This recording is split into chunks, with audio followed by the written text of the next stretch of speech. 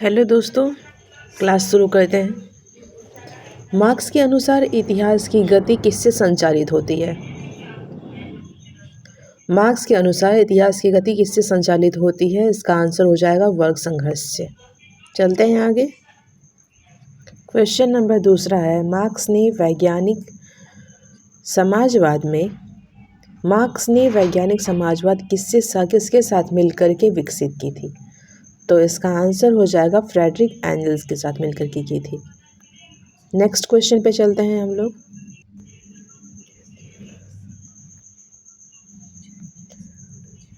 Next question है हमारा, marks की कौन सी पुस्तक 1848 में पब्लिश्ड हुई थी?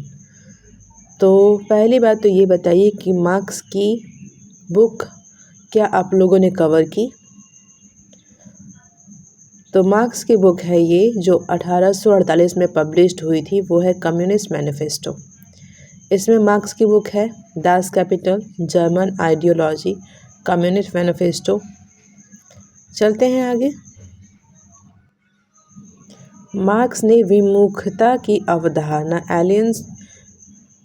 एलिनेशन थ्योरी की अवधारणा किस व्यवस्था में दी थी? तो बताइए कि विमुखता एलिनेशन की थ्योरी जो है मार्क्स ने कब दी थी? किस अवस्था में दी थी? तो इसका आंसर हो जाएगा पूंजीवादी अवस्था में, यानी कि ऑप्शन नंबर सी। चलते हैं नेक्स्ट क्वेश्चन पे। तो हमारा नेक्स्ट क्वेश्चन है, मार्क्स के अनुसार आधार यानी बेस्ड में क्या शामिल है? तो आधार में क्या शामिल है मार्क्स के अनुसार? वो है उत्पादन का संबंध शामिल है। चलते हैं आगे अगले क्वेश्चन पे। हम लोग फटाफट अपने सारे क्वेश्चन को कंप्लीट कर लेते हैं। तो चलते हैं आगे। अगला क्वेश्चन है हमारा क्वेश्चन नंबर 6 है कि मार्क्स के अनुसार अधिरचना सुपर स्ट्रक्चर में क्या आता है? पहली बात तो ये बताइए कि मार्क्स के अनुसार अरचना जो है वो कितने प्रकार के होते हैं, क्या बेस्ड है? तो अधिसंरचना में राजनीति और कानून आते हैं। राजनीति कानून के साथ साथ हमारे पास जितने भी हैं, जो कि जैसे में हो जाएगा धर्म हो गया, शिक्षा, राजनीति, कानून, ये सारे कुछ जो भी आते हैं हमारे पास, वो सारे अधिसंरचना के तहत आते हैं, सुपर स्ट्रक्चर के तहत आते हैं। मार्क्स ने सब स्ट्रक्चर और सुपर स्ट्रक्चर को समझाया है, जिसमें कि मार्क्स ने बताया है कि जो सब स्ट्रक्चर है वो हमारा बेस्ड है, जो इकोनॉमी के आधार पे है। अगर हमारे पास इकोनॉमी स्ट्रांग रहेगी, हमारी राजनीतिक और कानूनी व्यवस्था सब बहुत अच्छी रहेगी। और अगर किसी भी देश के पास या फिर हमारे ही पास हमारा अगर सब स्ट्रक्चर कमज़ोर रहेगा, तो हमारी राजनीतिक, एजुकेशन, कानून व्यवस्था ये सारे कमज़ोर पड़ जाएंगे। तो किसी भी समाज को अच्छे से चलाने के लिए सब स्ट्रक्चर और सुपर स्ट्रक्चर दोनों की बहुत अधिक विशेष भूमिकाएं रही है। तो मुझे उम्मीद है मैं आपको ये समझा पाई। चलते हैं आगे। तो सब स्ट्रक्चर और सुपर स्ट्रक्चर इस तरह से आगे चलते हैं हम लोग। नेक्स्ट क्वेश्चन है हमारा कि मार्क्स के अनुसार वर्ग संघर्ष का अंतिम परिणाम क्या होता है? वर्ग संघर्ष का अंतिम परिणाम क्या है? तो इसका आंसर दीजिए कि वर्ग संघर्ष का अंतिम परिणाम क्या है। तो इसका आंसर हो जाएगा क्रांति, यानी कि ऑप्शन नंबर बी। चलते हैं अब हम लोग अगले क्वेश्चन पे अपना।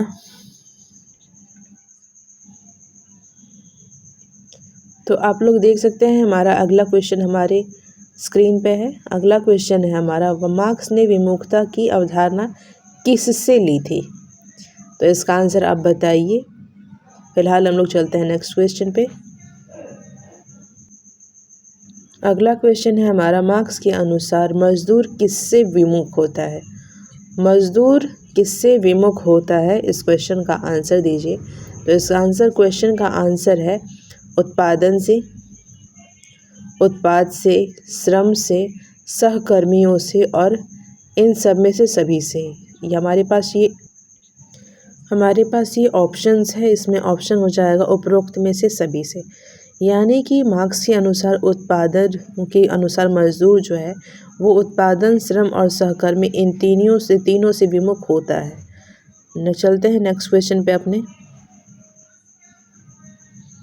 ऐतिहासिक भौतिकवाद किससे जुड़ा हुआ है? इससे इजी क्वेश्चन तो मुझे लगता नहीं है कि होने वाला है, बट ये हमारे PYQ में रह चुका है, ये हमारे पिछले साल के एग्ज़ाम में आया हुआ था। तो ऐतिहासिक भौतिकवाद जुड़ा हुआ है किससे? मार्क्स से। चलते हैं आगे। नेक्स्ट क्वेश्चन है हमारा कि मार्क्स के अनुसार समाज का प्रमुख तत्व आखिर है क्या? तो मार्क्स का प्रमुख के अनुसार समाज का प्रमुख तत्व क्या है? वो है अर्थव्यवस्था। अभी मैंने आप सबको बताया कुछ टाइम पहले कि अगर समाज की अर्थव्यवस्था कमज़ोर रहेगी तो समाज अपने आप छिन्न भिन्न हो जाएगा, समाज में एनोमी की स्थिति पैदा हो जाएगी। अब मुझे ये बताइए कि एनोमी की अवधारणा दी किसने थी? और अगर समाज की इकोनॉमी यानी कि सब स्ट्रक्चर मजबूत रहेगा तो समाज स्ट्रांग रहेगा, समाज अच्छे से विकास कर पाएगा, डेवलप कर पाएगा। तो इसका आंसर हो जाएगा यानी ऑप्शन नंबर सी। चलते हैं आगे हम लोग। नेक्स्ट क्वेश्चन है हमारे पास, अधिशेष मूल्य किससे संबंधित है? अधिशेष मूल्य किससे संबंधित है हमारा क्वेश्चन है। इसका आंसर दीजिए आप लोग फटाक से कि अधिशेष मूल्य किससे संबंधित है।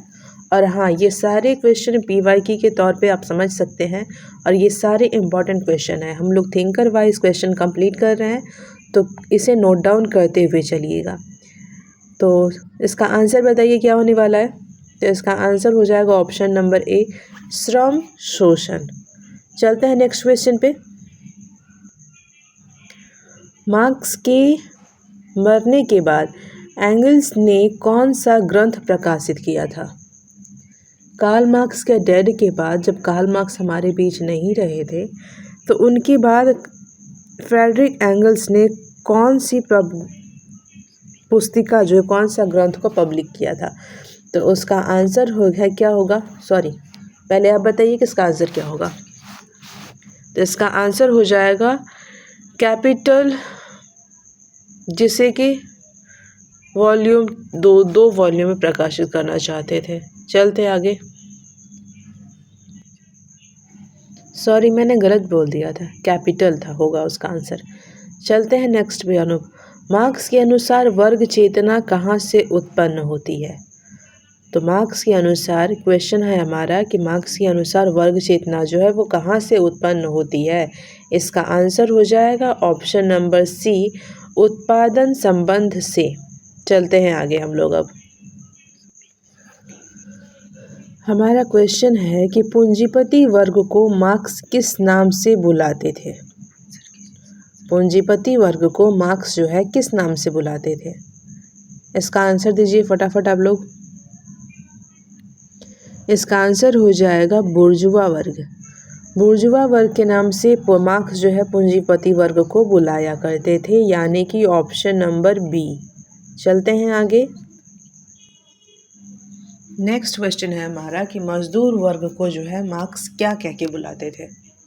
क्या कहते थे मजदूर वर्ग को? क्वेश्चन है मजदूर वर्ग को मार्क्स क्या कहते थे? इसका आंसर दीजिए फटाफट। इसका आंसर हो जाएगा ऑप्शन नंबर ए, प्रोलेटरिएट। तो प्रोलेटरिएट के नाम से मार्क्स जो है वो मजदूर वर्ग को बुलाया करते थे। चलते हैं आगे अगले क्वेश्चन पे हमारा। प्रोलेटरिएट, उसके बाद है क्या? प्रोलेटरिएट। क्वेश्चन नंबर 17 है, मार्क्स का 2 वर्ग मॉडल किस व्यवस्था में लागू होता है? मार्क्स का 2 वर्ग मॉडल किस व्यवस्था में लागू होता है? इसका आंसर दीजिए फटाफट आप लोग। इसका आंसर हो जाएगा ऑप्शन नंबर सी, पूंजीवाद। सी फॉर कैपिटलिज्म भी बोल सकते हैं। चलते हैं आगे। नेक्स्ट क्वेश्चन है हमारा, क्या है? कमोडिटी फैटिसिज्म, ये बुक जो है किस पुस्तक में मिलता है? कमोडिटी फैटिसिज्म किस बुक में मिलता है? तो इसका आंसर हो जाएगा दास कैपिटल, यानी कि ऑप्शन नंबर बी में इसका आंसर है। कमोडिटी फेस्टिज्म। चलते हैं नेक्स्ट क्वेश्चन पे हम लोग अपने। तो हमारा नेक्स्ट क्वेश्चन है, मार्क्स के अनुसार मजदूर अपने बाल श्रम को क्या मानते थे? तो मजदूर अपने बाल श्रम को मार्क्स के अनुसार क्या मानते थे? तो वो है एक वस्तु मानते थे।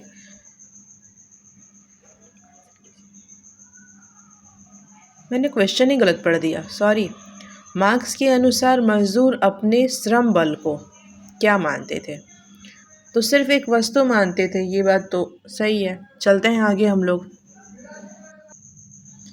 मार्क्स के अनुसार पूंजीवादी समाज की मूल समस्या क्या है? पूंजीवादी समाज की मूल समस्या, ये समस्या आज भी बनी हुई है हमारे समाज में। और ये बात आपको पता होना चाहिए कि जब तक ये पूंजीवादी समाज में लगा रहेगा तब तक ये संघर्ष और ये समस्याएं नियमित रूप से बनी हुई रहेगी। तो ये समस्याएं हमारा वर्ग संघर्ष, आज भी हमारे समाज में लोग वर्ग संघर्ष से जूझते आ रहे हैं। लोग आज भी वर्ग के रूप में बटे हुए हैं। चलते हैं आगे और अगले क्वेश्चन को हम लोग देखते हैं। हमारा क्वेश्चन है, religion is the opium of the people. ये किसने कहा था? तो religion is the opium of the people, ये किसने कहा था? तो इसका आंसर क्या होने वाला है? प्लीज़ आंसर कीजिए। इसका आंसर क्या होगा? आंसर हो जाएगा ऑप्शन नंबर बी। अब तो मुझे बताने की ज़रूरत नहीं पड़ेगी। चलते हैं आगे। नेक्स्ट क्वेश्चन है हमारा, क्वेश्चन नंबर 22 है, श्रम विभाजन सबसे अधिक कहाँ पे होता है? श्रम विभाजन सबसे अधिक कहाँ होता है? वो है पूंजीवाद में सबसे ज़्यादा श्रम विभाजन देखने को मिलता है। तो क्या हम लोग आगे वाले क्वेश्चन पे चलें? अगर आप लोगों का हो गया हो तो चलते हैं।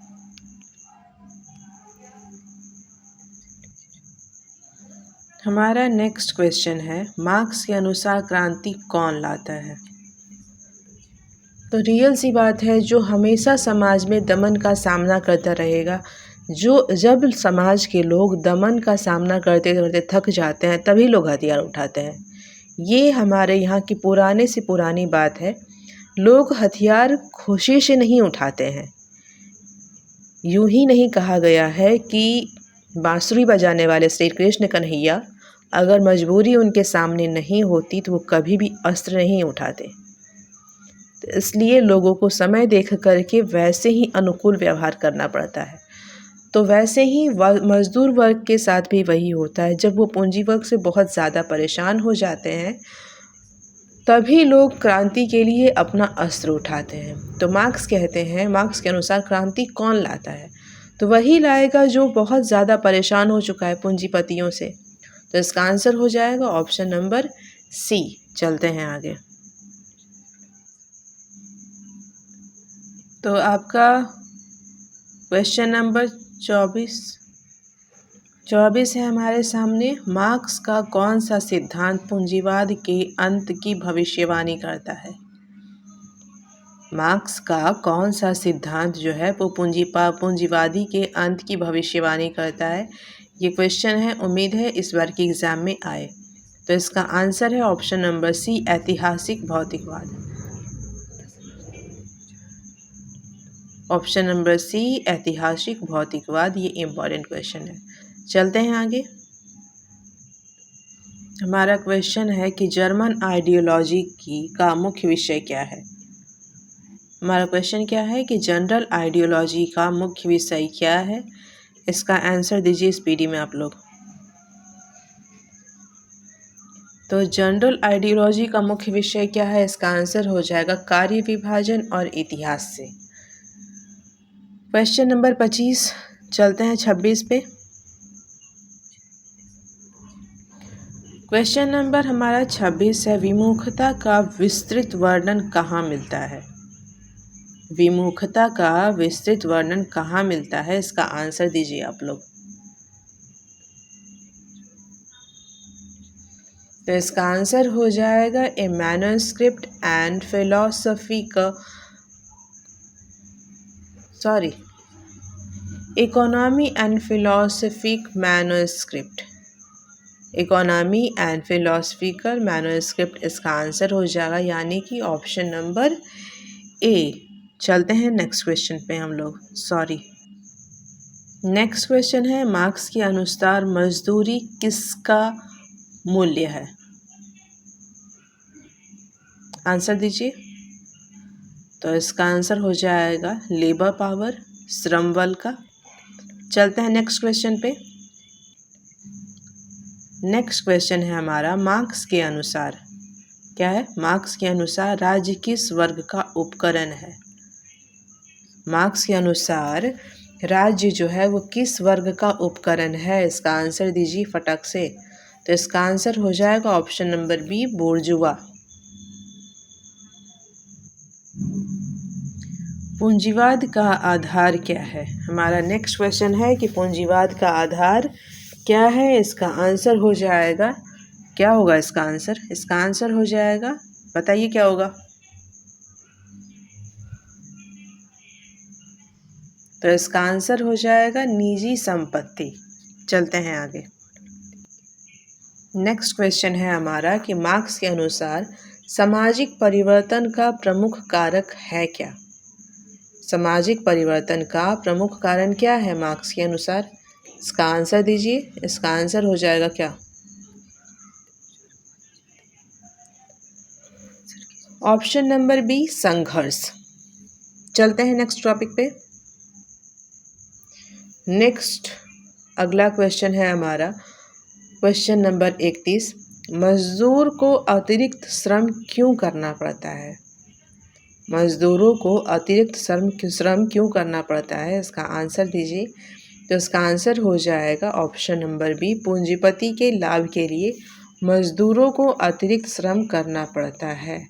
अगर मजदूर अतिरिक्त श्रम नहीं करेंगे तो पूंजीपति के पास अतिरिक्त धन नहीं जाएगा, और अतिरिक्त धन नहीं जाएगा तो वो पूंजीपति नहीं बन पाएंगे। यही कारण है। चलते हैं आगे। नहीं बताया जाए कि पूंजीपति लोग बनते कैसे हैं। श्रमिकों के द्वारा जितना भी श्रमिक मेहनत करते हैं उसको उनकी मेहनत का 1% देते हैं, बाद बाकी 99% खुद रख लेते हैं, और ऐसे ही रखते रखते उनके पास, जिसके पास जितना पैसा होगा तो पूंजीपति तो बनते ही जाएगा। पूंजी खुद ब खुद जमा करते जाओ। लोगों के, जो मजदूर लोग जो मेहनत कर रहे हैं उनकी मेहनत का उन्हें पूंजी दिया नहीं जाता है, और सारी पूंजी अपने पास रख लेते हैं और खुद को एक बार पूंजीपति कहलाना शुरू कर देते हैं। क्वेश्चन नंबर, चलते हैं आगे हम लोग। मजदूर का शोषण किसके माध्यम से होता है? मजदूर का शोषण किसके माध्यम से होता है? इसका आंसर दीजिए। इसका आंसर हो जाएगा ऑप्शन नंबर सी, अधिशेष मूल्य के माध्यम से। नेक्स्ट क्वेश्चन है हमारा, समाज की संरचना किससे निर्धारित होती है? तो समाज की संरचना आर्थिक आधार पे निर्धारित होती है। चलते हैं हम लोग आगे। हमारा क्वेश्चन नेक्स्ट है, मार्क्स के अनुसार वर्गहीन समाज कौन सा था? कौन सा समाज था जो वर्गहीन समाज था? तो इसका आंसर दीजिए आप लोग कि कौन सा समाज था। तो इसका आंसर हो जाएगा ऑप्शन नंबर बी, आदिम साम्यवाद। चलते हैं नेक्स्ट पे।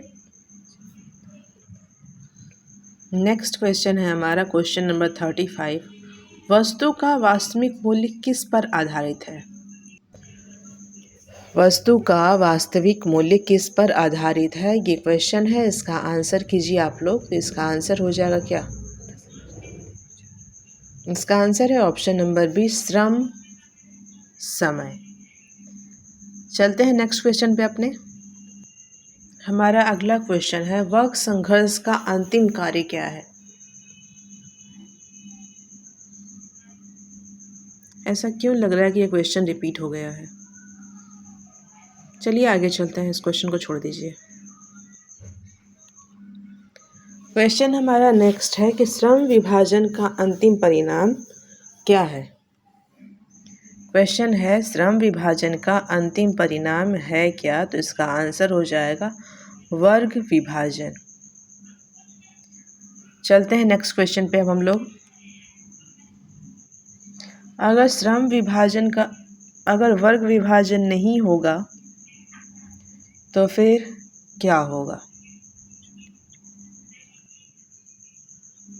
हमारा अगला क्वेश्चन है कि पूंजी का संचय किससे होता है। क्वेश्चन है कि पूंजी का संचय होता किससे है। इसका आंसर दीजिए आप लोग। इसका आंसर है मजदूर के शोषण से। मजदूर का अगर शोषण नहीं होगा तो पूंजी संचय कर ही नहीं सकते हैं आप। अगर मजदूर को, जितना मजदूर मजदूरी कर रहा है, उसकी मजदूरी का सारा पूंजी अगर उसके हाथ में दे देंगे आप, तो आप कभी भी एक पूंजीपति नहीं बन सकते हैं। तो ये हमारे यहाँ शुरू से चलते आ रही है कि मजदूरों का शोषण करो, शोषण करके धन संचय करो और खुद को पूंजीपति बन जाओ। चलते हैं हम लोग आगे। नेक्स्ट क्वेश्चन है हमारा कि मजदूर जो है पूंजीवाद में क्या खोता है। ये क्वेश्चन बहुत इंटरेस्टिंग है। इसका आंसर दीजिए कि मजदूर जो है पूंजीवाद में क्या अपना खो देता है। ऐसा क्या चीज़ जो है मजदूर का खो जाता है।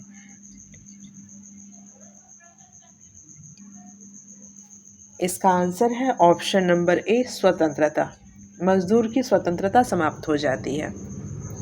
चलिए अगले क्वेश्चन पे। नेक्स्ट क्वेश्चन है हमारा, श्रम का वस्तुनिष्ठीकरण क्या है। श्रम का वस्तुकरण क्या है, ये हमारा क्वेश्चन है। इसका आंसर दीजिए फटाक से। तो इसका आंसर है श्रम बल का वस्तु बनाना। श्रम बल का वस्तु बनाना ही श्रम का वस्तुकरण है। चलते हैं अगले क्वेश्चन पे। हमारा नेक्स्ट क्वेश्चन है, क्रांति के बाद कौन सा समाज आएगा। कि अगर अब क्रांति होगी तो अब क्रांति होने के बाद फिर कौन सा समाज आने वाला है। प्लस में मुझे ये भी बताइए कि अभी कौन सा समाज चल रहा है, हम लोग किस समाज में जी रहे हैं। तो इसका आंसर हो जाएगा, इस क्वेश्चन का आंसर हो जाएगा समाजवादी समाज। इस क्वेश्चन का आंसर जरूर बताइएगा आप हमें। चलते हैं नेक्स्ट टॉपिक पे। हमारा नेक्स्ट क्वेश्चन है, मूल्य का श्रम सिद्धांत कहाँ मिलता है। क्वेश्चन है कि मूल्य का श्रम सिद्धांत कहाँ मिलता है। तो इसका आंसर बताइए क्या होगा।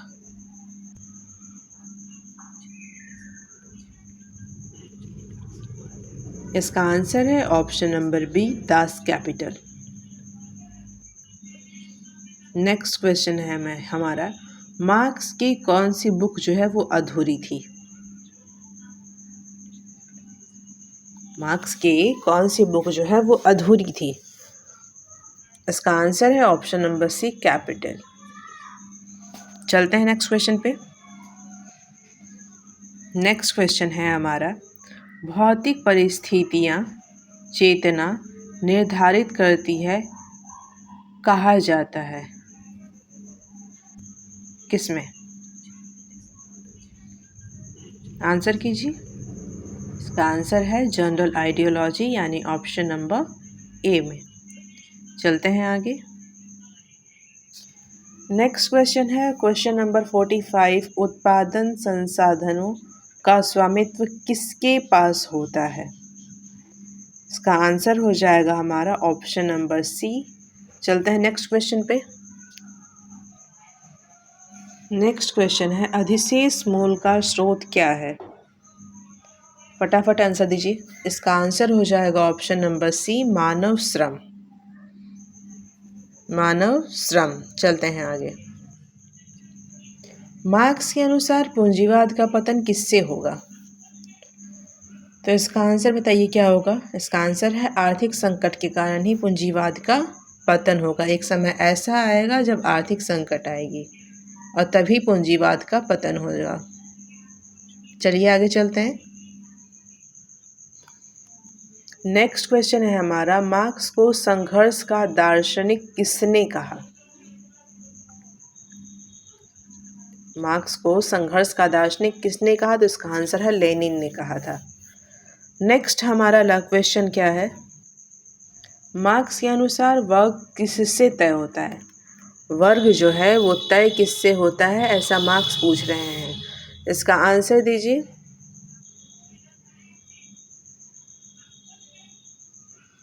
इसका आंसर है ऑप्शन नंबर सी, उत्पादन संबंध से। चलते हैं आगे। ये है हमारा क्वेश्चन नंबर 50। मजदूर का श्रम किसका निर्माण करता है? मजदूर का जो श्रम है वो निर्माण किसका करेगा? इसका आंसर दीजिए। और हाँ, हम लोगों ने कार्ल मार्क्स की टोटल 50 क्वेश्चन जो है वो PYQ एंड MCQ के तौर पे कंप्लीट कर लिए हैं। अब हम लोग नए पॉइंट के साथ, नए टॉपिक के साथ मिलेंगे। फिलहाल इसका आंसर दीजिए। तो इसका आंसर हो जाएगा ए, पूंजी। तो यही हमारा 50 क्वेश्चन का कवर जो है वो कंप्लीट हो चुका है। चलते हैं, बाय।